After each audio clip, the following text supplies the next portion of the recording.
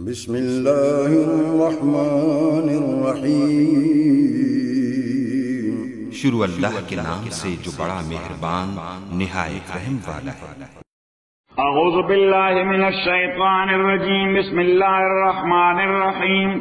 اللہم صل وسلم علی سیدنا و مولانا محمد وعلی آل سیدنا و مولانا محمد افضل صلواتک بعدد معلوماتک وبارک وسلم وصل علیہ. نمونگا دا ذکر کو چھ سند پا دین کی بنیادی شے دے او دا سند دو حصے مون ذکر کروی. یو خدا چھ دا قرآن سرد معنی دا پیغمبر علیہ السلام نے مونگ تا سنگرہ ہو رسے دو.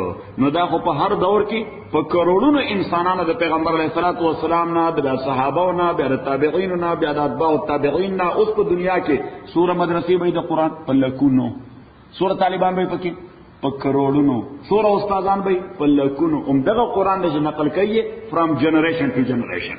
لہذا کم شے چھ فرام جنریشن ٹو جنریشن نقل کی گئی اگر پارا خود بل دلیل ضرورت نہیں، اگر پارا خود بل دلیل ضرورت نہیں. ہر چی دا سند لن بنائے حصہ دا چی دا قرآن راگے چرتنا او چاری سیو کو دا قرآن راگے چرتنا. Who was the first recipient of this holy Quran? نو دا راگے دا اللہ طرفنا دا اللہ ذات کی من خبر ہوکرا چی دا اللہ ذات کو غیر مسلم ہوتا ہم تسلیم شو درے. چار آوڑ جبریل امین دا جبریل ذات کی من خبر ہوکرا دا قرآن کریم نا ہوکرا فرید خانت ہوئے صحیح. اس دریم ذات دا رسول پاک صلی اللہ علیہ وسلم چی اگر اسیو کو نو دا پیغمبر ذات کی من خبر شروع کرے وا چی دا پیغمبر ذات دا اہل مکہ و پنیزبانے ہم قابل اعتماد دا پیغمبر این اوڑان دے حتی چی پل امانتوں نے دا سرکی خودر پلی فیصلی یا دا بانے کولے پل امانتوں نے دا سرکی خودر.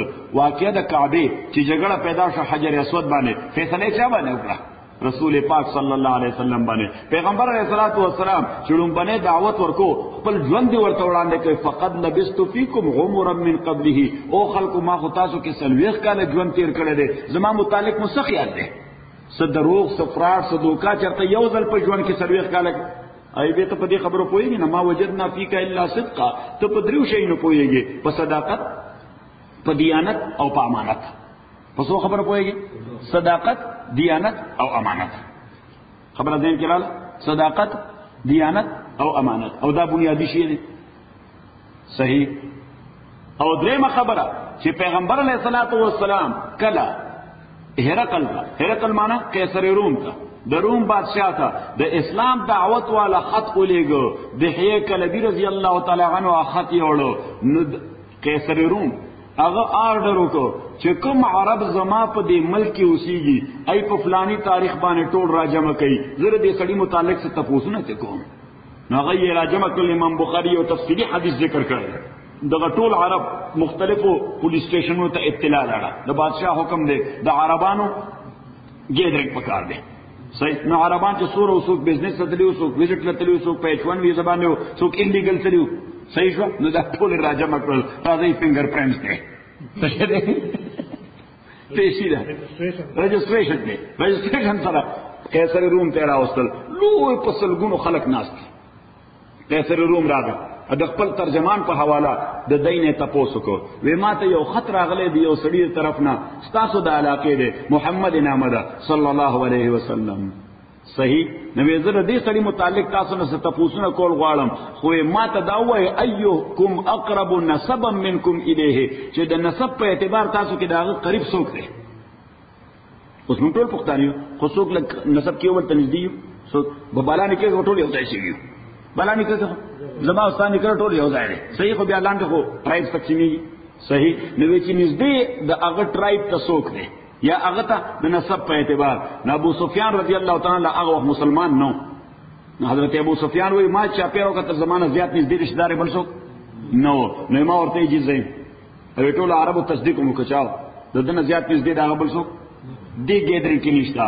نوی قیصر روم مانا تپوسو که سرشتر دا ورسلا سشے دے سرشتر دا. نا ابو سفیان ورطا ہوئے وی زمان نم دے ابو سفیان دا پلار نم دے حرب دا غد نم دے امیہ دا غد پلار نم دے عبد شمس او دا غد پلار نم دے عبد مناف او دا نم دے محمد دا پلار نم دے عبداللہ دا غد پلار نم دے عبدالمطلب دا غد پلار نم دے حاشم دا حاشم دا پلار نم دے عبد مناف. نو دا څلورم نیکه زما او د یو ځای دی. عبد مناف زما او د مشترک نیکه دی. عبد مناف زما او د مشترک نیکه دی. صحیح. بیا مونږ بنو عبد شمس یو، ادی بنی هاشم دی. خبره ده چې واقعي د نږدې نسب ته نږدې کزنه نه بیا مانه تاسو نو کړل دا څنګه سره فلان فلان فلان فلان بنیادی خبره به مانه تاسو کو دا سړی چرته دروغ ویلي دی پیغمبرانو وړاندې چې پیغمبرای دعوی لانه وکړي نو د چرته دروغ ویلي هل تتهمونه بالکذب تاسو چرته په دې باندې ګوتو چې تکړه چې د پلاني خبره کې دروغ ویلي. ابو سفیان وی چې زما خور سره دښمنی و به ما وی چې ورته وایم چې آو ته به کله کله دروغ وی کله کله دروغ خو ما یې کزه داوام اوس دلته 200 عربان پاسې چې دروغ وای. صحیح. نه ما وی چې نه صرف دا چې زما شخصي په زما پریشي بلکې زما د ټول قوم په زما پریشي دلته دا قوم عزت ساتل ډیر بنیادی شی دی. صحیح. یعنی که پښتانه په حیثیت د قوم ذلیل شي په امریکا کې په حیثیت د قوم اردی متعلق یو بیډ ریپوټیشن لار شي چې پښتانه خلک نه دي زی عزتمن پاتې کېدې شي لزور سره وایي اجباری کتب یا ډیر بریتونو باندې لاس وای طالب یې سو عزت نه درګه پښتون دي سړیا. صحیح شو. نو بغیرت سړی د اغننی چې د خپل قوم د بی عزتۍ سبب جوړ شي ځکه چې د سره یو واده دا شخص نه بدناميږي څه بدناميږي دا ټول قوم بدناميږي. صحیح شو. او د قوم بی عزتي خو چاته قال زه په دې مسله کې ډېر سخت قوم پرست یم پته نشته تاسو هم یې کړی پښتانه چې بی عزتي کی مال ډېر غوسه راځي چې الله سره بی عزتي کی ځون چې مې خپونه ونیولې څنګه کله کله په دې اخبار کې راشي. صحیح. وای دا دوی چې تللی ولتا وای الته کې یو پښتون دی لپاره مخبري وکړه ځوام کې دغه پښتون مال چې الله سره راکړ نو زول داسې دا ورمې تاوم چې دلا تر ډالرو پر د دوستو کې. صحیح ده کړه به غلطی ده. صحیح ده کړه دی باری دی باندې د قام عزت ختميږي. نو ابو سفیان رضی الله تعالی عنہ وای چې زما دښمنی خو ور سره وا خو دی بل شي راتین کړم نه ما و نه وي به ما نه دي د دروغه چرته نه وي. نو ذاتي شخصیت چې د دشمن په نظر کې مقابل اعتماد ده. صحیح شو. تصدیق شوه ده نو د داری سیو کو قرآن کریم دری سیو کو. بل بحث یا بل سبجیکٹ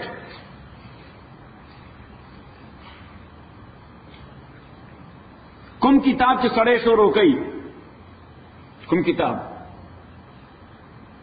نو داغه متعلق څه معلومات حاصلې. نمبر 1 دا کتاب لیکل چا دی. دا کتاب دارچا کتاب کو څوک نه ګوري کدارچا کتاب ګوري نه دا لیکل چې شخصیت قابل اعتمادي اته سړی کتاب ګوري دا کتاب لیکل چا دی. نمبر 1. نمبر 2 دا کتاب په کوم علم کې دی سبجیکټ څه دی. دا هغه علم ډیفینیشن څه دی هغه علم تعریف څه دی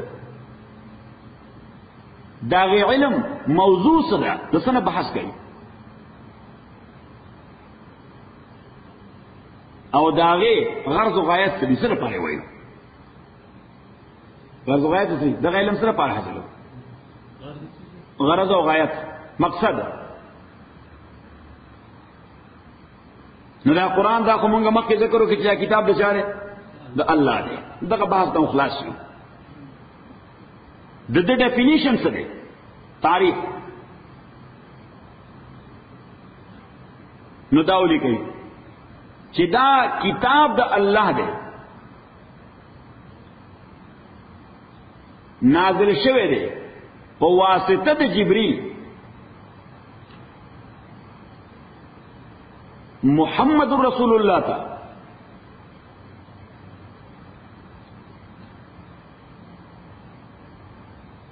نقل شوه د مونږ ته په نقل متواتر دی ته وایي چې په هر دور کې په لکونو خلقو منتقل کړي په نقل متواتر او په دغه نقل کې هیڅ شوبه نشته په دغه نقل کې څه ډاوټ نشته ځکه چې دا قرآن دی نه افغانستان کې هم دغه دی دا قرآن دی په امریکا کې هم دغه دی سره دی چې بلاډر دشمنان دي په انډونیشیا کې هم دا قرآن دی اوس چې هر ځای دا سیمیلریټی ده نو پته ولګي دا شوبې نه بالا دی پته ولګي چې دې کې عمل دخل نشته اوس ته چې انډونیشیا ته د دنیا غبل سر دی یا جاپان ته اول ته مسجد تلاش او مسجد کې قرآن وګوره څه اختلاف پکې ها نو دا دې خبره دلیل دی چې دا قرآن بلا شبه منتقل دی نو دا تعریف شه موضوع سره سبجیکٹ دې بحث ته څنګه کیا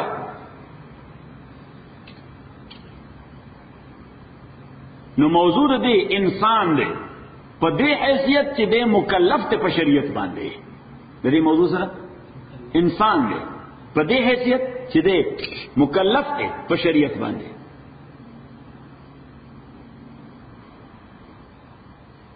اوس میډیکل چې میډیکل طب داغي موضوع سره انسان ده. داغي موضوع خود دې حیثیت نه چې مکلف ته په شریعت باندې په دې حیثیت چې بیماری ورته راځي او علاج وشي. یعنی هغه د انسان د باډي نه بحث کوي. څه بحث کوي؟ د انسان د باډي نه بحث کوي خو چې بیماری ورته راځي علاج وشي. تعلیمات ولا پکار دي قبل شي ولا پکار دي. صحیح شو. اوس دا قرآن دا د باډي ذکر نه کوي. د ضرورت ذکر کوي چې دا دنیا به څنګه سميږي او آخرت به څنګه سميږي. په دې حیثیت چې د مکلف ته په شریعت باندې او دغه وجه ده دولت کې تایید دغه وجه ده چې لومبنه وحی د قرآن د انسان سره متعلق ده. سورہ علق سورہ علق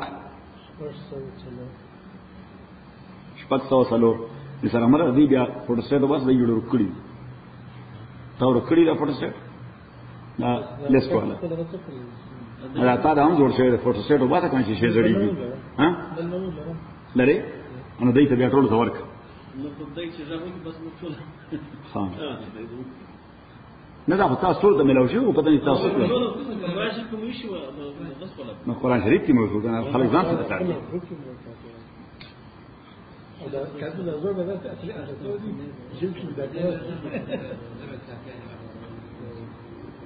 اقرأ بسم ربک الذی الولا پنام درفستا آغا اللہ خلقا چې پیدا کول کړی دي. نو څه پیدا کړی؟ هر شی.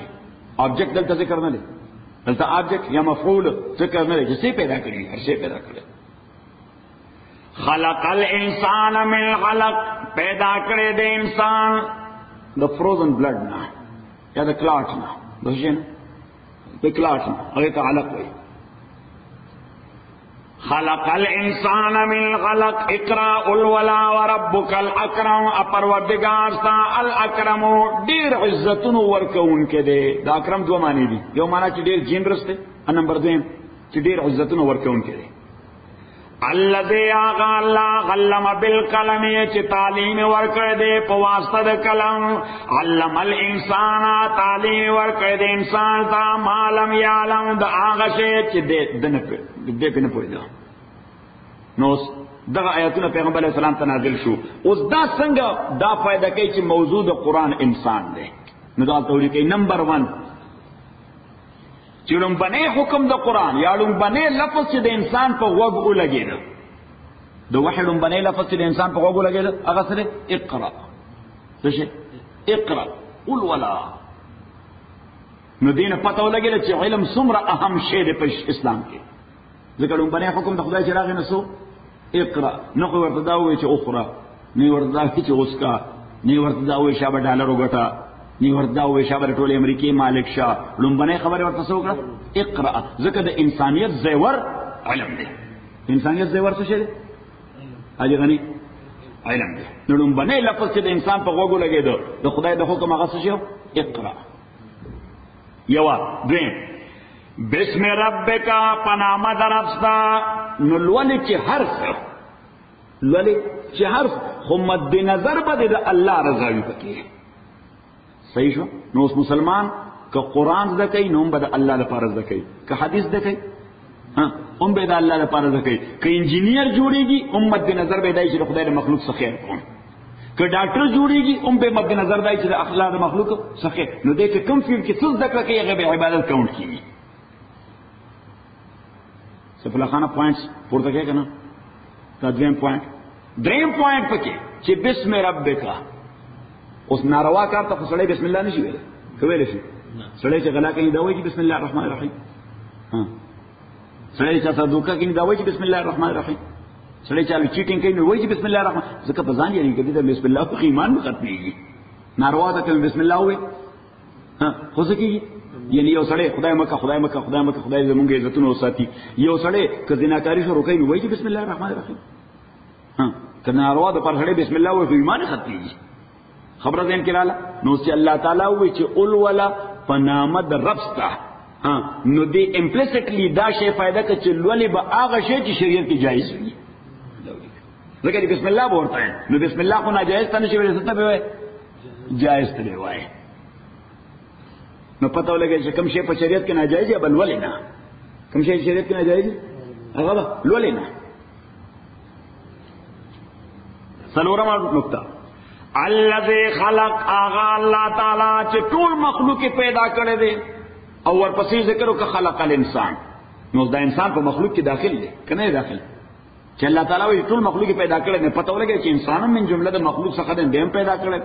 خدا مستقلا انسان بیا ځان لوري ذکر کوي، یعنی دغه ذکر شپ ټول مخلوق کې چې هغه الله تعالی چې ټول مخلوق پیدا کړی دی. نو دا انسان مخلوق نه دی فرید خانه دی مخلوق دی. ولې ورپسې وای خلق الانسان؟ نو دا اشاره ده شرافت او کرامت د انسان ته چې مخلوق خو ټول مخلوق دی خو انسان په ځان لا جلا شی دی.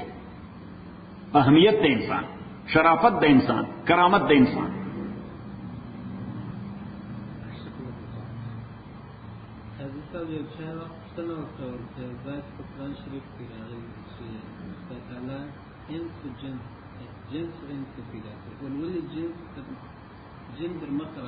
ځکه جن پیدا مخلوق نه نه کله دې ته وګوره، یو ته وایي شرف ذاتی، یو ته وایي شرف زمانی. صحیح؟ چې کوم ځای انسان اولا ذکر کوي دا ذاتی شرف دی، چې کوم ځای جنات اولا ذکر کوي دا بیا زمانی شرف دی.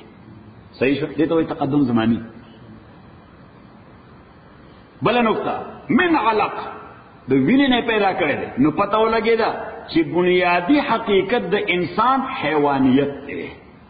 د وینې چې کوم شی پیدا یې غسي فرید خانه حیواني کنه، د کلاوډ چې کوم شی پیدا یې غسي حیواني. نو اوس پته ولګېده چې بنیادی حیثیت د حیوان سره د انسان سره حیوان دی. وایي ارسطاټل ورته سوشل انیمل وایي. انیمل دی خو څه شی دی؟ سوشل دی. وګوره حیوان څه ته وایي؟ خوراک غواړي، مونږ غواړو که نه غواړو؟ سکاک غواړي، مونږ غواړو که نه غواړو؟ شیلټر غواړي، مونږ یې غواړو که نه غواړو؟ ښځه یا سړی غواړي، مونږ یې غواړو که نه غواړو؟ ګرمای څخه نه ځان بچ کوي، مونږ ځان بچ کوو که نه؟ نو دا ټول خصوصیت د چا دی؟ د حیوان. نو انسان هم حیوان دی بنیادي طور. ورپسې اقرا وربک الاکرم. اوس د عقل په اساس باندې انسان عزت غواړي. دنیا کې دا سوچته چې هغه وایي زه بې عزته شم انسانانو کې. صحیح؟ حیوان خو په عزت کې ځد نه پوهېږي، ته پوهېږي؟ ځکه دا خو عقل خبره ده. نو حیوان کې خو عقل نشته. انسان څه غواړي؟ عزت غواړي. انسان څه غواړي؟ عزت غواړي. صحیح؟ اوس عزت به پس ملاویږي. نو الله تعالی بیا لفظ ریپیټ کړه اقرا، چې څه زده کړه وکړي نو ورته به عزت ملاو شي. دا ولیکه چې زده کړه وکړي نو ورته به عزت ملاو شي. هغه هسې خو به لکه د میکسیکو په شان پیټي وشتی. دا ولیکه حاجي باري چې اقرا وربک الاکرم، انسان عزت غواړي. عزت په څه ملاویږي ورته؟ په علم. د دې وجې لفظ اقرا یې ریپیټ کړه چې که عزت غواړي نو زده کړه وکړه. که عزت غواړي نو زده کړه وکړه. یوه. دویم د پروردګار مقام چې هم معلومه، د پروردګار عظمت باندې چې ځان پوهې، علم ولا پکار دی. څه ولا پکار دی؟ علم ولا پکار دی. سادی بابا ډېر عجیبه خبره وکړه چې پې علم چو شمع باید گداخت. ګلستان شروع کوو نه څنګه خواله سبله خان تا ویلې که نه؟ او دا خو ډېر لوی ناروا شي. تاسو نه دی ویلې؟ تا نه ویلې؟ اجي غني خو هم تا به ویلې. پخوا به دا په جوماتونو کې هم خلکو ویل، په سکول کې به هم ویل. زمونږ په سکول کې د ګلستان بلای سي په مسجد کې مو ټول ویلې دی. ګلستان، بوستان، سکندرنامه، مثنوي د مولانا روم دا ټول مو ویل. پانی گنج. نو سادی بابا وایو چې پې علم چو شمع باید گداخت. گداختن پیژنې؟ ملټینګ ولیدل. چې پې علم چو شمع باید گداخت، د علم د حصول د پاره ځان ملټ کا، یعنی غیر محنت کا. علم د حاصلولو لپاره څه وکړه؟ ځان ویلې کا، خو علم حاصل کا. ولې چې بې علم نتوا خدا را شناخت. ځکه بغیر د علم دا ممکن نه چې خدای وپېژني. خدای په څه پېژني؟ علم سره. صحیح؟ نو په دې آیت کې دوه نکتې دي. یو دا چې عزت ورکون کې الله تعالی دې په علم باندې عزت ورکړي. دویم دا چې کرامت او شرف ملاويږي په دې چې الله او پیژني. کرامت او شرف ملاويږي په دې چې الله او پیژني لپاره علم ضروري دی. دا لپاره علم ضروري دی. اوس دا علم به حاصلې څنګه؟ بل نقطه شپږمه الذي علم بالقلم، آغا الله تعالی چې تعلیم ورکړي د قلم ذریعہ سره. نو د علم د حصول ذریعہ سره ډوم باندې قلم الف موږ ماشوم له لاس نیولې په الف باندې ګرځو بیا دلته دا سیستم نشته. صحیح تاسو یاد دي یعنی زمونږ په فیملی کې بس په مکتب کې زمونږ د مشر چې موږ مکتب شروع کنه بر الله سنے ولې ادا سے بل قلم ګرځو. صحیح الذي علم بالقلم. صحیح اوس ورپسې نقطه علم الانسان ما لم يعلم، چې دا قلم داسې عجیبه وسیله د علم ده چې انسان په کوم شی نه پوهیږي دا قلم ور باندې پوهیږي. دا ولیکه چې انسان په کوم شی نه پوهیږي دا قلم ور باندې پوهیږي. نو د دې رستنو دو آیتونو نه دا نقطه راووته چې انسان صلاحیت لري د استعمال د آلاتو. انسان صلاحیت لري د څه؟ د آلاتو د استعمال.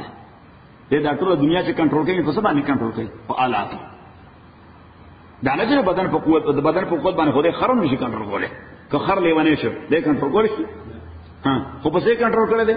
خر لیوم دې ته موږ ورته ترې وایو هغه هم راټینګ کړی دی. بلکې هاتي څومره لوی شی دی الیفنټ اسه په قوت باندې کټو کندارانو پورون کوي هاتي به راټینګ کی کوم دانه بیرانی سي اخراني کلم نشي. صحیح او زما په خیال خو هغه یو بدل سم داس ونه لشل قندارانو سره نه رحمت ورغولي. صحیح شو.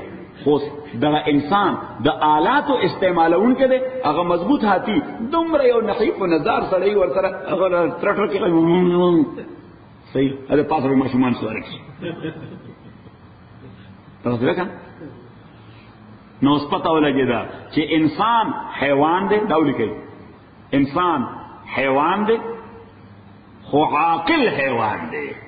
دا آلات استعمالي په څه باندې؟ په عقل باندې. دا آلات استعمال دا په بدني قوت باندې کیږي. دا په څه باندې کیږي؟ په عقل باندې. حیوان ناطق معنا عاقل کا. نو تک معنا گویائی نه ده. نو تک معنا ادراک ته کلیات. ادراک د کلی د فارسی کې موږ ترجمه کوو دریابنده معقولات. مناطق ترجمه ولیکي چې انسان ته منطقيان لاجک والا علماء چې دغه ورته حیوان ناطق دی. انسان څه شي؟ حیوان ناطق دی. د ناطق معنا دریابنده معقولات. دریابنده دریافتن دریابنده معقولات. فرخانه ما ډیره فارسی ویل. صحیح ده. دا الله مهرباني ده. ماله کمپیوټر خراب کړی. الحمدلله.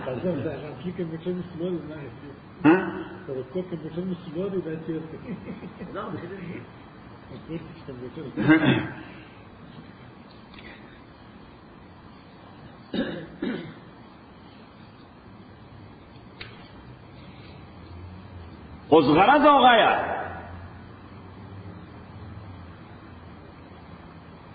د دې قران څه شه دي؟ نو غرض او غایا نمبر اول اصلاح د عقیده او د عمل. اصلاح د عقیده او د عمل. نمبر 2 مضبوط نیول رسای د الله. مضبوط نیول رسای د الله. تاسو رسای ورته روب الاعتصام بحبل الله واعتصموا بحبل الله. د خدای رسای مضبوط ونیسئ.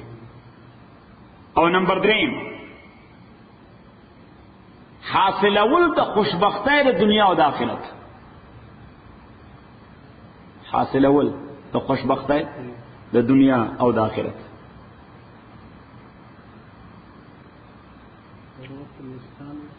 علورة الاسقام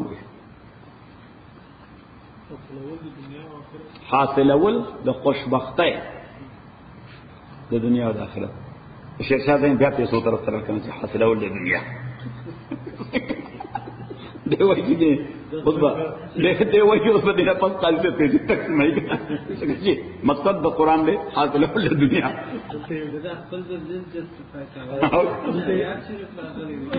دلته چرته قاضي اعلان کړی دی ورته څو راسي څنګه زبایو تاسو ته او په څو باندې لاس لګي چې څنګه ثابت شروع کړی حالانکه چرچونه خو لګي په خپل پیسې اخلي خلکو نه اٹینڈنس نشته اٹینڈنس نشته کنه اته کوم ځای چې کوم یو دین نه چې روح ختم شي کوم یو دین چې روح هغه کې اټریکشن دی بیا نو چې اټریکشن نه پکې نو اټریکشن به پیدا شي د دې وجه په چرچونو کې میوزیک شروع کی وایي چې خلک راوړو ډانسونه پکې شروع شي وایي خوراکونه پکې ورکول شروع کی پیسې ورکول شروع کی اوسه د شی په اړه څه شروع شوی یو چش دی اوسه د بشاف د چری مشه بشپ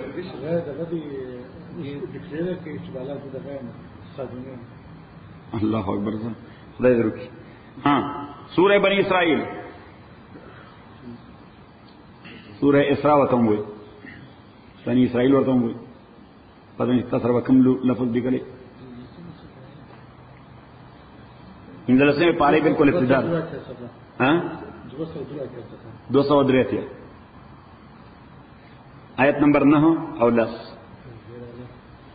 دغه د قرآن موضوع ذکر دراته پیدا وکړه ان هذا القرآن تاکي سردا قرآن یهدی گائیډنس کوي للته د ژوند تیرولو هغه طریقې ته یا اقوام چې هغه بیلنس طریقه ده اقوام معنا بیلنسډ متوازن معتدل نو که سړی دا غواړي چې زما ژوند د بیلنس تیر شي زما ژوند بیلنس تیر شي نو الله تعالی دا قرآن ورته بیلنس ژوند وکړي کله قرآن نه خاطر خو ژوند کې بیلنس دی بیا ژوند امبیلنس وي صحیح او انسان په دنیوي ژوند کې مطمئن کله پاتې کېږي ژوند کې بیلنس وي که ژوند کې بیلنس دی د اطمینان ختمېږي که ژوند کې د دې وجه خو چې چا مادیت ډیر غالب شي او بلیونیر شي بیا سویساید کوي څه کوي خودکشي کوي خودکشي ولې کوي ځکه ژوند امبیلنس شوی دی څه شي کوي ژوند امبیلنس شوی او چې ژوند امبیلنس شوی دی سفر کیږي چې ژوند امبیلنس شوی دی د روح تنګ دی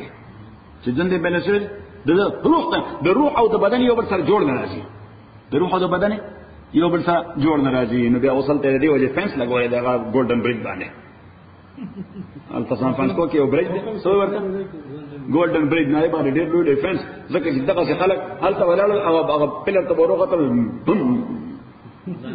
ځان ور واچو صحیح شو وجه ځکه چې د روح او د بدن یو بل سره جګړه پیدا ده چې د روح او د بدن یو بل سره جګړه دا خو دنه بیټل فیلډ دی نو چې دنه بیټل فیلډ دی نو بس دې باندې پیس کولای نو د راځي ژوند خاتمه وکړه دا څه عذاب دی خبر دین کړل یعنی دنیا کې اوس دا کوم ډیسټربنس دی دا هم د روح او د مادیت جګړه ده د دنیا کې اوس امبیلنس ده ټول دنیا ډیسټرب ده ټول ډیسټرب ده کنه ولا ها د روحانیت او د مادیت جګړه ده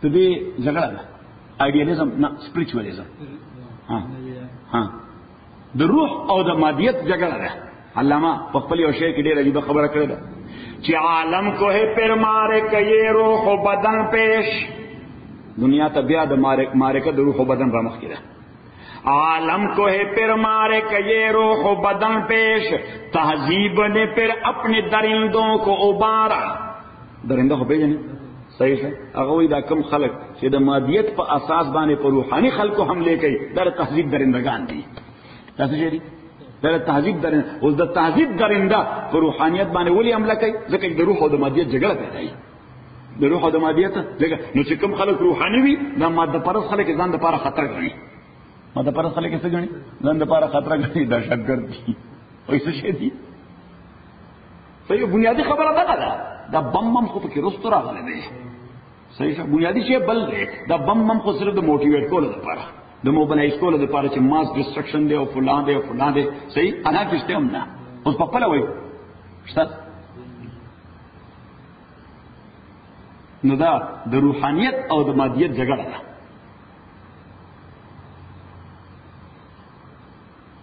سیف الله خان خبره څنګه اسانه فیصله شو؟ سیف الله خان اوس غټ مولا شو خان خلک دې مني که نه؟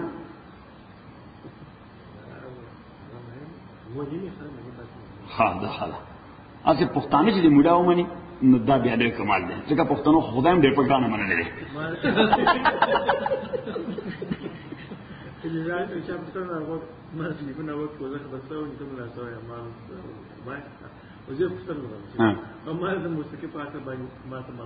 خدای دې خوار کوي دا خدای لکه ما ته پوهېږي د وایم پاور راته وایي جایز دي که ناجایز دي هغه د مقصد دا دی چې دا په امریکا کې مولا شوی دی د ده په مذهب کې بلا څیزونه جایز دي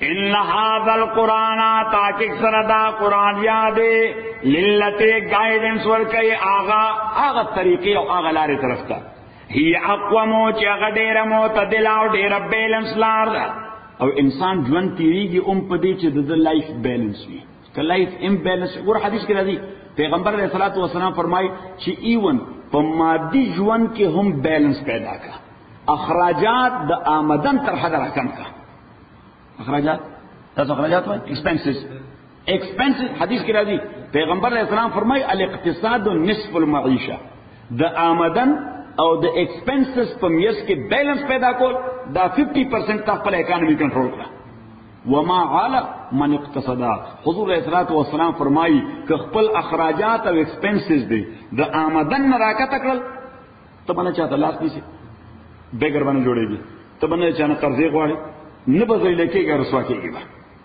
صحیح شو دا مونږ ځای لکېږي رسوا کېږي ولې ځکه زمونږ اخراجات د آمدن نه ډېر واړه دي مونږ ګټو 10 روپۍ او لګو 10 کریډټ کارډ او بس اوس په پلاستیک دی نو دی وجه ټوخه کې ونی شي صحیح شو ټوخه کې ونی شي بلکې د خزو ډیماند خدای دې مونږ د خزو نه خلاص کړي ها آرټیشیا دا لوی عذاب دی صحیح شو بیا دام یو لوی عذاب دی حاجی غنی ته کور کې وای فار ایگزامپل اجی باری کو بی ایم ڈبلیو واسطه مونږه شان پټه کې ګرځم صحیح شو بیا نه سره رحمت توي پته اجی غنی د 300 کمرو کور ورسته ډبل سٹوری دی مونږه لا شان دي چونیانه کې پراته صحیح اوس بس نه سره رحمت غریبوم ته خدای په کار راځي چې اوسو کم اوس کریډټ کارډو کم ک چا باندې ورمنډه کم نو فرید خان لمر په ګوت کېدم راکړه پیسې دي صحیح شو کنه اوس دا وجه دا چې مونږ خپل اخراجات د دې وجه نه امام ابو حنیفه رحمۃ اللہ ډېر عجیبه خبره کړې ده هغه وایي د خزو نیچر دی د خزو دا نیچر د خزو نه بدلیږي نیچر ها یعنی خزه کې فرق وي خو ایکسپشنل کیسز خو ایز ا هول د خزو نیچر دا دی چې د کمپټیشن د مسله په دې کې دی راي د کمپټیشن مسله سړو کې لږ کم وي زیاتره پچا کې ها سړی چې خزولې شوی نه کې بیا د مزاج پیدا شي نرشدې شي موږ ته خزولې وایو موږ ته چې د جنس برابر شوی دی صحیح کا شکل خو دې سړو دی خو ها خو خزولې شوی دی صحیح نو دا نیچر د زنانو چې په هغه کې د کمپټیشن مسله ډیره زیاتې پیغمبر دیو جن ایمان صلی الله علیه فرمای چې خپل خزه ته خپل آمدن خیم نه چې سور ګټم صحیح هغه وایي کله ورته وخت چې زه په میاش کې 2000 ګټم هغه په میاش کې 3000 لګي برابر راکړي وګوره سادي په وسره خو خبره کړې دار ایمان سے مذهب دی رحمه الله چې فلخانه تا کور کې خو نه دی ویلې کدی ویلي بیړه غړ کړه دغه نصیبت ده کنه دا تاسو پیروم په دغه ځای طالبانو د ځان پرېښو دا خو خو نه مثلا د هوم منسټری ورته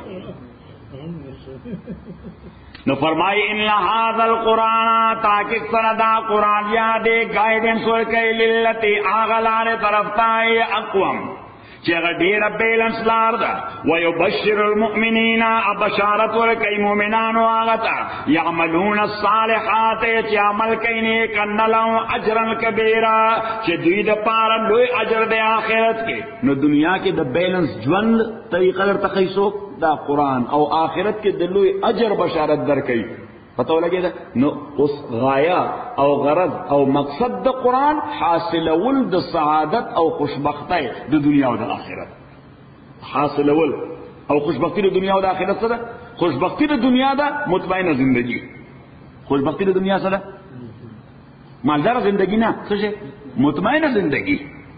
ځکه چې اطمینان مال سره نه راځي، که مال سره راځي ځکه د مال خروج سره تعلق نشته. دا اسباب د اطمینان دي نه. نو مطمئنه زندگی په دنیا کې او اجر عظیم په آخرت کې. اجر عظیم د آخرت لوی سعادت سره چې یو لوی اجر ته میلاو شي چې دغه جنت کې د میاشت کې لوی بنگلا عبدالباری ستاله چې الله درته وایي د قیامت پر ورځ دغه غټه بنگله چې ښکاري کنه دا سو سټوریز دا ستاله ورځوته. حدیث کې راځي پیغمبر علیه السلام وایي د معراج په شپه چې عالم مثال کې عالم مثال یعنی ماډل نه یعنی بعض اوقات یو خدا بلډینګ دی یو د بلډینګ په فرنٹ کې ماډل پروت دی ته وایي عالم مثال. پیغمبر علیہ السلام وایي چې الله تعالی ما باندې کله سیل کو د عالم مثال د جنت او د دوزخ، د جنت او د دوزخ. نو التا حضور علیہ الصلوۃ والسلام فرمایي چې په جنت کې یو ډیر ښکلی بنگله وکړه. صحیح دا د مرمر بیضا جوړه مرمر تاسو وایي د مرمر بیضا جوړه د یو مرمر بیضا مرغل د سپین مرمر نه یو ډیر لوی عظیم بلډینګ جوړو. فاعجبني ما ته ډېر لوی خوند راک ډېر ښایسته ښکارېده او زړه مې دا وغوښتل چې ورته ننوځم او دا ګورم. صحیح خو تپوس مې وکړ جبریل نه چې دا د چا ده، تپوس مې وکړ جبریل نه چې دا د چا ده. وی راته دا د عمر بن الخطاب ده. دا د چا ده؟ د عمر. حضرت عمر رضی الله تعالی عنہ ورته وی جی بیا ته ننوتې ورته. نو پیغمبر علیه الصلوۃ والسلام ورته ستا غیرت راته یاد شو. صحیح سے تم کرا بغیر دی آیت تلے سید عمر خڑر غیرتی بندو وستا غیرت سره یاد ستا غیرت د ورنن وتم نه ته ته خفشه چې ته زمون کور بغیر دی آیت نه وته. صحیح په حضرت عمر رضی الله تعالی ورته مسکی شو وی او بکیا رسول الله زبد خپل غیرت مظاهره ستا خلاف کو. صحیح په پیغمبر علیه الصلوۃ والسلام ورته ستا غیرت را تریاد سے تو غوسه نه کړي که غوسه شوي چې ته ولې تلې مونږ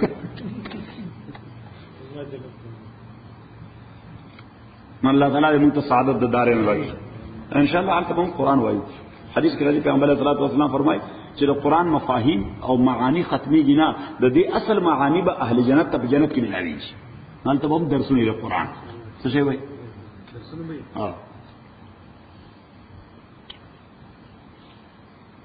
بل بحث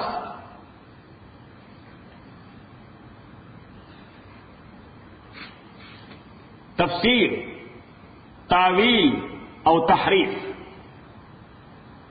درې شیونه دي تفسیر تعویل او تحریف. نو دا مونږ چې تفسیر شروع کوو پکاره چې وی په یوه تفسیر څه ته وایي په دې هم پوه شي تعویل څه شی دی په دې هم پوه شي تحریف څه شی دی.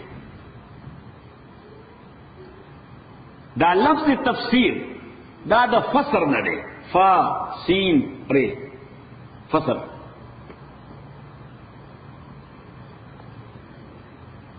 او د فسر معنا ده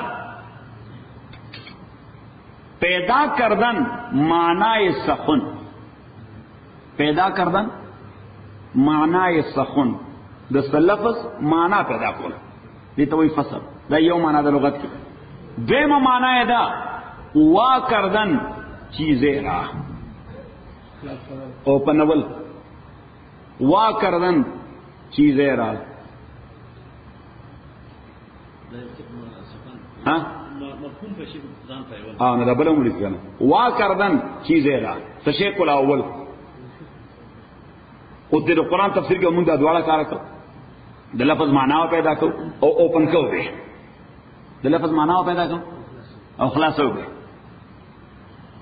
دا کوئی لفظی معنی دا ڈیفینیشن ہے سر نہ کوئی لٹل میننگ دے ڈیفینیشن ہے سر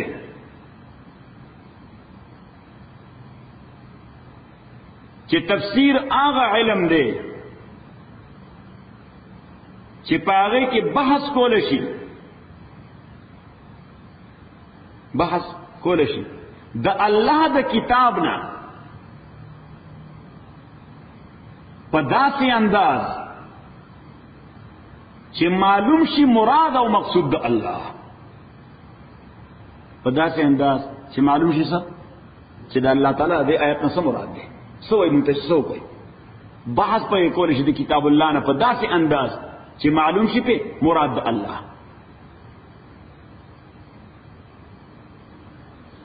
صحیح شو؟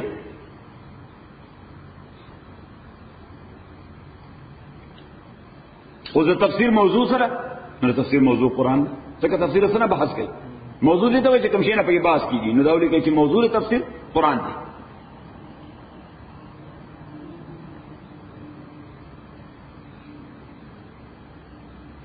مقصد سره غرض او غایا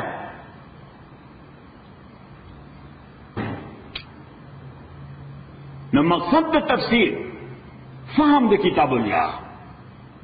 څه شي؟ فهم د کتاب الله چې په کتاب الله باندې پوهه راشي.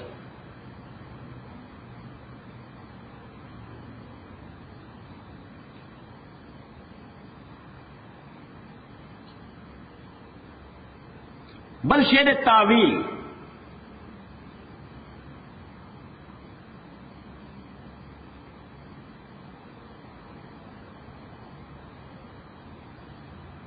تعریف د تعویل یا ڈیفینیشن د تعویل لغوی معنی خو دا گردانیدن کلام الظاهر بخلاف ظاهر. دا لغوی معنی دا لیٹرل میننگ گردانیدن کلام. شرشا تعالی فرضی لرزی ہاں گردانیدن کلام الظاهر بخلاف ظاهر. دا کوئی لغوی معنی دا. خو اصطلاحی معنی یا ڈیفینیشن اړول د کلام دی د ظاهری معنا نه یو داسې احتمال طرف ته چې هغه د کتاب الله او د سنت رسول مخالف نه وي. اړول د کلام دی د ظاهری معنا نه یو داسې احتمالی معنا ته چې هغه احتمالی معنا نه د قرآن سره مخالفت ده نه د سنت رسول سره. صحیح شو؟ دا مونږ چې لګیو په دغه کې لګیو تعویلات کو چې یو معنا یې ده بل معنا یې ده، نو هر هغه معنا یې جایز ده چې د هغه قرآن او سنت سره اختلاف نه او لفظ کې احتمال موجود دی. لفظ کې هغه احتمال موجود دی.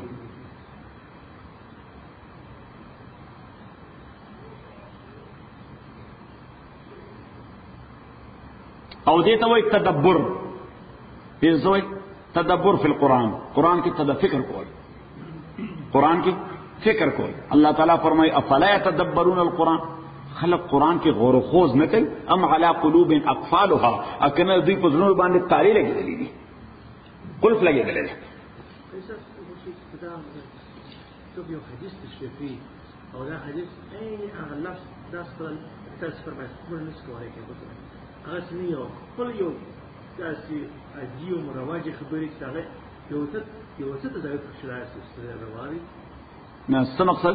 مثلا یو خلک څوک یو وسه حدیث شي کوم دا چې مطلب دا هغه اصلي معنی یې لکه اجماع چې رواري هغه سي کته څه مسوي په دغه هغه څه نه سم کوي.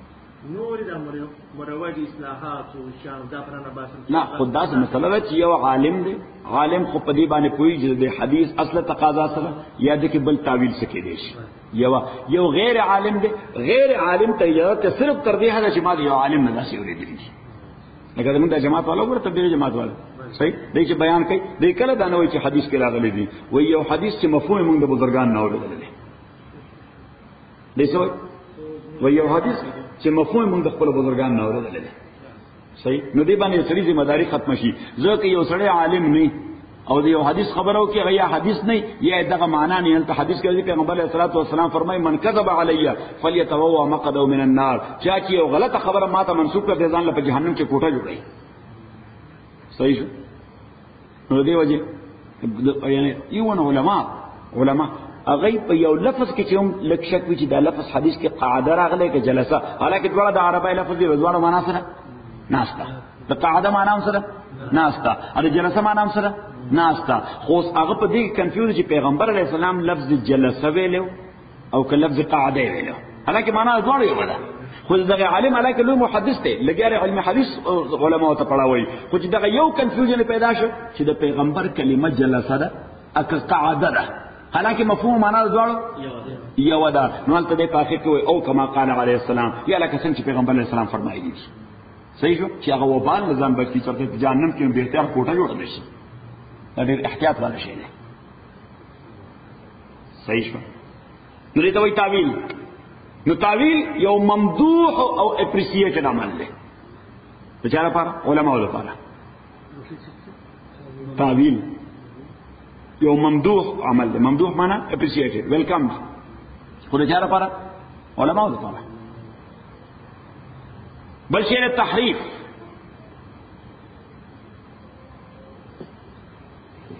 تحریف د حرف نه دی. څنګه؟ حرف نه. او حرف وای طرف ته. څه ته وای؟ طرف ته. کناره. څه شي؟ کناره. په لغت عربي کې کلمات درې قسم دي. کلمات څو قسم دي؟ درې قسمه. یو فعل، یو اسم، یو حرف. یو فعل، یو اسم، یو حرف. صحیح. د حرف لغوي معنا ده طرف.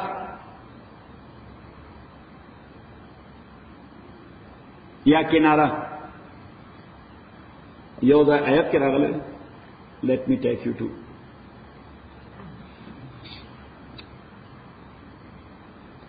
سورہ حج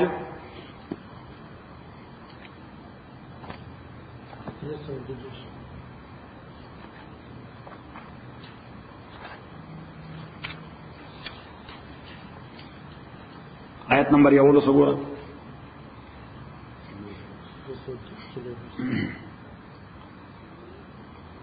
کوم قتل؟ ومن الناس من يعبد الله على حرف. ابازه د خلقنا غسوق دے چې عبادت کوي د الله تعالی على حرف په یو کناره ولاړی. دین ته مست نه راځي. دین ته مست نه راځي. بس دا په وړه ولاړی. موږ ورته ټل شنو. اسی ټل شوی. ځنه قبلینا. ومن الناس بعض د خلقنا مناسو یعبد الله چې عبادت د الله کوي على حرف په یو کناره ولاړ دی. یعنی دین مست نه نو ځکه مطمئن پینې دی. د دین مست نه راځي ځکه مطمئن پینې ته او سره دا خطر ده سره د وبو مست ال ورږي چې لامبو ورږي. صحیح. او دې په دین مطمئن نه دی ډوبېږي. دوی څه کوم؟ دوی نه کار غلط دی. دوی نه مونږ د کول دا څه وخت ځای کولی.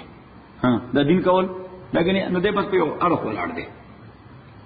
صحیح. او الله تعالی فرمایي چې دا سره ان اصابه خیر کدت دی دل کې څه فائدہ ورسېد اطمئنان نبی نو پاغه وقتی فائدہ باندې وقتی طور خوشاله شي. په وقتی فائدہ باندې وقتی طور خوشاله شي. هو ان اصابت فتنه اکور ورسېد تکلیف په دل کې انقلب علی وجه نو دې واپس مخ وړي به دینه. لسو کی تکلیف پرته ملاو شو په دین کې نو بس اړو دینه پرې خدا مخ واړی دین نه بل غلط روان شي. نو الله تعالی وایي نتیجه خسرت دنیا والآخرة. دې سړی دنیا هم لوست آخرت هم لوست. وذالک هو الخسران المبین. او دا ډیر لوی عظیم خسران او عظیم لاس ته سړی نه دنیا لاس راشي او نه آخرت لاس راشي.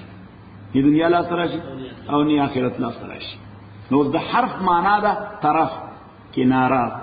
تحریف د حرف نه دی. دا ولیک تحریف څه نه دی؟ د حرف نه. نو د تحریف معنا ده بردن شی به طرف کناره. بردن شی ها به طرف کناره. یو سړی یو شی کناره ته بوتل. نو د تحریف مقصد هم دی چې د آیت اصل مقصود نه د شی کناره طرف ته بوزم. چې د آیت اصل کوم مقصود دی ها ځنه دا معنا چاته بوزم یو کناره طرف ته خلق په ګډ وړ وړو. دې ته وایي تحریف. صحیح ورته تحریف. او په اصطلاح کې ټیکنیکلی د تحریف ډیفینیشن دی اړول د کلام د ظاهری معنا نه. اړول د کلام د څه د ظاهری معنا نه یو داسې احتمال تا چې هغه د کتاب الله مخالف وي یا سنت رسول مخالف وي. دې څه وایي تحریف. اړول د کلام د ظاهر نه یو داسې احتمال تا چې هغه یا د کتاب الله مخالفي یا د سنت رسول مخالف. تاویل مخالف دا تعویل مخالف شو. تعویل ممدوح دی، دا مذموم دی. تعویل سره ممدوح دی، اپریشیټډ، دا مذموم دی، کنډمډ دی.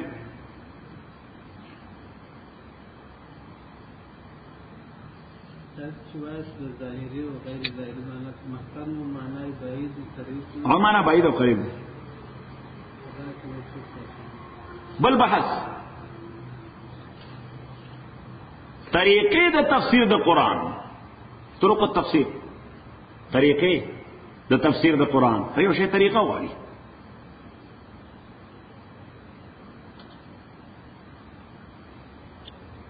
د تفسیر د قرآن طریقې دی معلومه. نمبر اول تفسیر د قرآن په قرآن باندې، تفسیر د قرآن په قرآن باندې.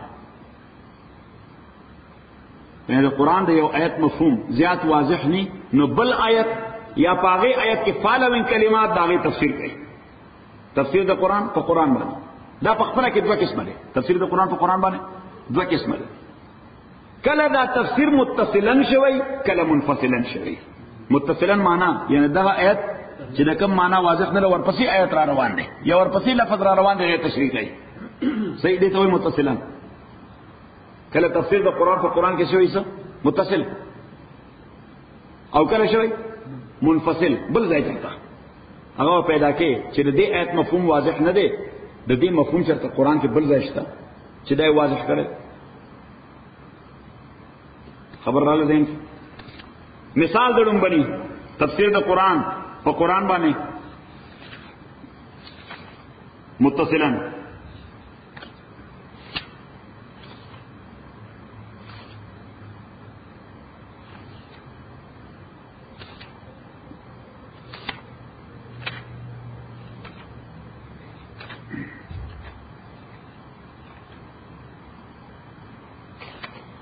آیت نمبر یوصل او اتیا بقرہ، سورہ بقرہ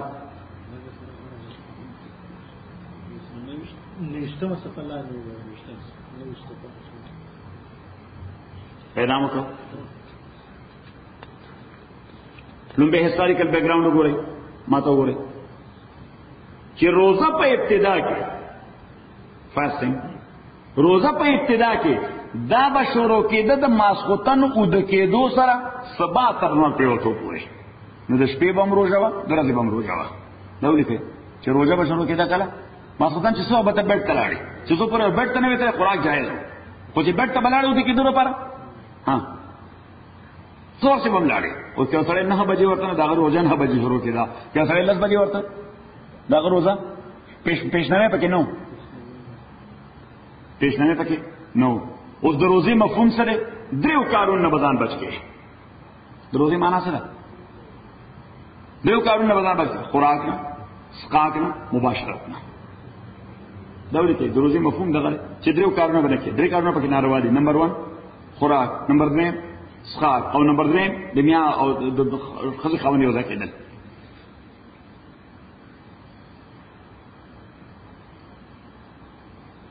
نو حضرت عمر رضی اللہ تعالیٰ سار راغے رسول پاک صلی اللہ علیہ وسلم تے بیگاش پجی ما بان زان بان ضبط نہ لگا، بیگاش پجی زان بان ضبط نہ لگا. بی بی سره وځای شو، بی بی سره یو ځای شو. استاد ته معلومه چې په روزه کې سړی خوراکو کی یا خاکو کی یا بی بی سره یو ځای شي نو څه په لازمي کفاره، څه په لازمي کفاره. حضرت عمر رضی اللہ تعالیٰ دې پر کې چې زما پوزیشن بسې بیگاش پزې او د شیم بی بی سره رمضان دی، روزه ده. او ما تاسو ته د روزي اصل تصور داو چې د کېدو نه بعد بشورو کېده سبا ما خام پورې.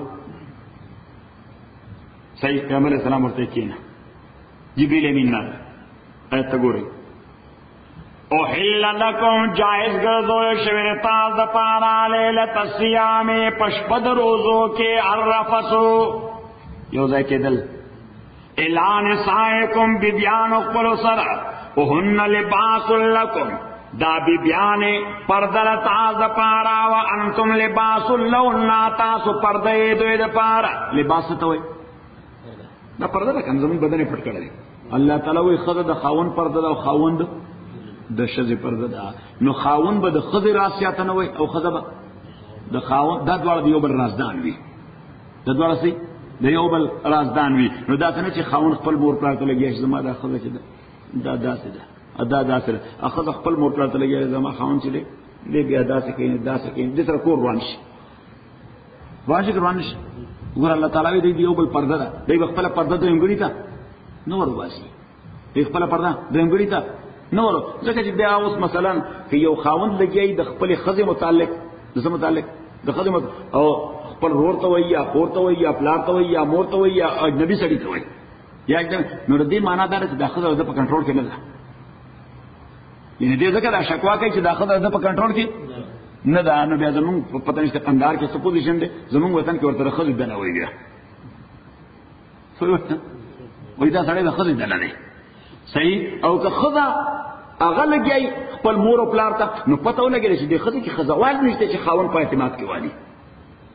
یعنې دا ښځه ځکه کمپلین کوي چې په دې کې ښځواله نشته چې دا څه وکړي چې خاوند په اعتماد کې والي. او د خاوند په اعتماد کې د اغوستو لپاره شریعت کې او په فلسفه کې او په ساينس کې او په حکمت کې بس دوه طریقې دي. څو طریقې دي؟ یو ښځې لپاره ډېر اسانه فلسفه عبد الله بن مسعود صاحب رضی الله تعالی عنہ ښودلې ده چې خاوند به څنګه په اعتماد کې اخلي. ښځې ته وایي بس وایي دوه خبرې کوه. څه کوه؟ دوه خبرې کوه، د خوراک په حواله مطمئن ساته او د سیکس په حواله مطمئن ساته. بس he will be all okay. دا څومره قیمتي خبره کړې سیف الله خانه صحیح. بلکې حدیث کې راځي چې د خوراک په مقابله کې د سیکس په حواله باندې مطمئن ساتل زیات اهم دي. صحیح. په خوراک باندې کمپرومایز کوي، په دې بل خبره باندې دې باندې کمپرومایز دی. وجه حدیث کې راځي پیغمبر علیه الصلاۃ والسلام فرمایي چې خاوند کله ښځې ته دعوت ورکړي، خاوند پوهیږي نه خبره ما ښځې ته دعوت ورکړي چې راشه دی خوا صحیح. اوس هغې ته پته ده چې څه راته صحیح. پیغمبر علیه السلام وایي جاءته ولو كانت على تنور، که دا په تنور هم ولاړی فوري دې ورته ځان راورسوي. اوس تنور باندې دا څه کوي؟ ځان څه دی که خوراک پخوي، ډوډۍ پخوي. پیغمبر علیه السلام وایي ډوډۍ دې وسوځي خو هغه ته دې ځان راورسوي. صحیح شو؟ ډوډۍ دې وسوځي، خوراک دې وسوځي خو هغه ته دې ځان راورسوي. ځکه هغې باندې دې کمپرومایز کوي خو دې شی باندې کمپرومایز نه کېږي. دا کور روانېږي زیات تر په دې دویمه خبره صحیح شو. ګوره ځان باندې پردې نه اچوي، دا حقایق دي. شریعت چې سوی نه دا صحیح دا حقایق وي. او دا مصیبت دې نه جوړ شي مونږ حقایق بیانو نه. حقایق کوم ځای چې حقایق دباوي نو هغه ځای مصیبت راشي. نو الله تعالی فرمایي چې هن لباس لکم، داخذه پردر تاز د پارا او انتم لباس لهن، اتاسو پرده یې دوی د پارا، تاسو پرده یې یو بل پردې بناخلي، یو بل راز براز ساتي. خدا خان به یو بل راز ساتي. دوی خپل خبرې نه لیکي خپل مور پلاته هم، دوی خپل خبرې نه لیکي. ځکه اوس که الک هغه دا پرده لیک خپل مور پلاته صحیح شو. نو هغه مور خو د خپل دوی سره همدردي لري کله لري ورسره نو هغه فوري راځي هغه خپل مشور ته ستا خدای وی خو باسه هغه زما زیره په اور کې ودرول یو قیامت جوړ شي صحیح شو. او خزه لاړه او خپل مور ته دا خبره وکړي نو هغه هم ان د سیم وی هغه هم درته لري خپل ورور سره لري کنه. نو بس هغه راځي خواشه په لوی عذاب ته در پسې رااله صحیح. نو بیا هم کور روانېږي. نو خبره ده الله تعالی وایي تاسو د یو بل پرده یې د یو بل پرده ماخلئ چې کور به روان نشي. اهن لباس لکم وانتم لباس لهن، دوی پرده د تاسو دپاره وانتم لباس لهن، تاسو پرده یې دوی دپاره. علم الله انکم کنتم، پته د الله تعالی تا چې تاسو وئ خیانت مو کو ځانونو خپلو سره. یعنې کله د شپې تیاره کې به داسې حرکت د نه وشه، ځکه ځان کنټرول کول ډېر ګران کار دی. فتاب علیکم، الله تعالی رجوع کړه تاسو باندې، نه حکم یې ډراپ الله رجوع کړه تاسو باندې. نو د شپې د روزې حکم یې څه کړه؟ ډراپ یې کړه. خو اوس خو یې ډراپ کړه خو تا خو بېګا دا کار کړی دی چې هغه خپل ډراپ نو څه به کې څه کفاره څه قضا. الله تعالی وعفا عنکم، بس معاف کړه ما څه وکړه معاف نه در باندې کفاره شته نه باندې قضا شته. وغفا عنکم فالآن باشرون، اس لگائے مباشرت کوئی ورسرا، وابتغوا ما كتب اللہ لکم، اللہ کوئی آغا چلی کرے دے اللہ تعالیٰ تاز پارا، چلی کرے دے اللہ تعالیٰ تاز پارا. دو شیئن اللہ تعالیٰ پہ مباشرت کی رکلی، نمبر اول اولاد، نمبر دو سیٹسفیکشن. نمبر اول اولاد، وہ ہر وقت اولاد مطلوب نہیں، سیٹسفیکشن مطلوب نہیں. وَكُلُوا خُرَيْ وَاشْرَبُوا اسْكَيْ حَتَّى يَتَبَيَّنَ لَكُمْ، دشپے خُرَيْ او اسْكَيْ تردے چی واضح شتاز تا الخیط الابیض اغس پنتار من الخیط الاسود د تور تارنا. خوراک کوئی دشپے اسکاک کوئی پر رمضان کی یا پروژہ کی تردے چی تور تار او سپین تار سر جدا جدا ختارش. تور تار او سپین تار خود دیتا ہوئی محاورہ سوئی ورطا منگا ورطا ضرب الامثال منگا ورطا وائیو یا په ساده پښتو کې زمونږ متلونه وایو. تاسو متل وایي؟ متل په عربی کې ورته ضرب الامثال وایي. نو دا اوس یو متل دی، تور تار او سپین تار سره جدا جدا شي، تور تار او سپین تار سره جدا. اوس ګوري بچ دا اپلای کیږي څنګه. خو یو صحابي دی حضرت عدی رضی الله تعالی عنه، ډېر ساده سره هغه پیغمبر اسلام ته بل راغی، یاره چې ما خو بیګا سپین تار او تور تار د خپل پلو لاندې خودي او د شپې میں خوراک کا کو خپل تقاضې پوره کولې. لږ ساعت بعد به ورته کتل چې جدا جدا ښکاري کنه، نو بیا به نه ښکاري، ما به یو جامو به نور راکړي. صحیح شو، یو کاله چې بل راکړي. صحیح وي چې ور مې درکړ نور راکړل دنه لا تور تار او سپین تار جدا جدا نه ښکارېدل چې دروازه مې درکړه نه خو نیمه ورشي وه. صحیح. پیغمبر علیه السلام ورته او خندل، یو جمله ورته ویله وی ها تا تور تار او سپین تار چې کوم خدای قرآن کې ذکر کړی د پیلو لاندې دی خو دی د بالښت لاندې دی خو دی. و انک اذن لغریض القفا، ته خو واقعي د لوی سټ مالک واقعي سي. نو د لوی سټ مالک دا د دې دوه معنی دي. څو معنی دي؟ دوه معنی دي. یو زموږ پښتنو وطن کې تاسو به وي منګو پوسټ پاند دي، منګو سرمنه غټه ده، منګو سرمنه نو سرمنه غټه ده. د دې دوه معنی یو خو به خبري اثر نشته، د باندې خبره اثر مسر نه کوي، ځکه سرمنه کې نو دي نه پوسټ پلان دي. صحیح. دله غوسه مو سره ورته دله غوسه مو سره ځکه خبرې په اثر نشته. اځم پوسټ پاند دي معنا دې کما کل سره دي، څه شي کما کل سره دي، انټلیکچوال اپروچ نشته. موږ دا محاوره عرب وی عریض القفا، هغه چې ساده ډېر اپروچ نشته، وایي څه ټکټ دی. نیا خو پیغمبر اسلام ورته دا مزاح کوي ته ډېر ساده سره خبرې ته ځین نه رسې څه ټکټ دی. صحیح. او یا دویمه معنا دا و چې د دې تور تار او د سپین تار نه چې کوم قرآن کې الله ذکر کړی دی دا خو د هرایزن لایټ مراد دی. څه مراد دی؟ او فق باندې په اسمان باندې کوم تورواله او سپینواله چې دي تور صبح کاذب او صبح صادق یا د شپې تیار او د سبا رڼا، نو دا کوم ځای په فق باندې. اوس فق سوره لوی دی، یا سبحان الله سو کې مېر من کول شي زور سره. نو الکتا هغه د خدای تور تار او سپین تار د پیلو لاندې راوستي دي، نو پته نشته ستا پیلو سور غټ دی او چې دومره غټ پیلو چې سټه سورې چې دوره بالغ ولا پکار دی، هغه شمال نه ته جنوب ګوري. خبره ده کړه دا دوه تعبیر دي. نو ورته کینا نو جبرئیل امین ناغه تور تار او سپین تار خو الله ذکر کړو، تفسیر او شپدی یو کلمه من الفجر. څه شي من الفجر چې کلاو شي او واضح شي سپین تار د تور تار نه. من الفجر بیان دی د الخيط الابيض، د سپین تار بیان دی چې سپین تار معنا یعنی صبرنا چې واضح شي د شپې د تیارینا، صبرنا چې واضح شي نه دی ته وي تفسیر د قران او قران باندې متصلا چې د من الفجر د الخيط الابيض یا د سپین تار تفسیر اذان. اللهم ربنا ارحمنا بالقرآن العظيم، اللهم ذكرنا من القرآن ما نسينا وعلمنا منه ما جهلنا وكما تلاوته آناء الليل وآناء النهار فالله خير حافظ.